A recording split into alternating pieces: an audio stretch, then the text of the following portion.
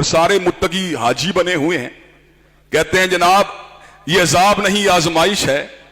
فلموں کے تھیٹروں میں تم جاتے رہے, جسم فروشی کے اڈوں پہ تم جاتے رہے, شراب کی بھٹیاں تم چلاتے رہے, سود کا لین دین تم کرتے رہے, للہیت تمہارے پاس سے نہیں گزری, نمازوں کو ضائع تم کرتے رہے, یتیموں کے مال کو تم ہڑپ کرتے رہے, بہنوں کا حصہ تم کھاتے رہے, فحاشی کے پروگرام تم کرتے رہے, پھر بھی کہتے ہو کہ جناب والا یہ آزمائش ہے. آزمائش یقیناً ہے لیکن نیکوکاروں کے لیے ہے, اللہ کے ولیوں کے لیے ہے. اور جہاں تک تعلق ہے اس بات کا کہ وہ لوگ جو گناہگار ہیں ان کے لیے آزمائش نہیں, ان کے لیے پکڑ ہے.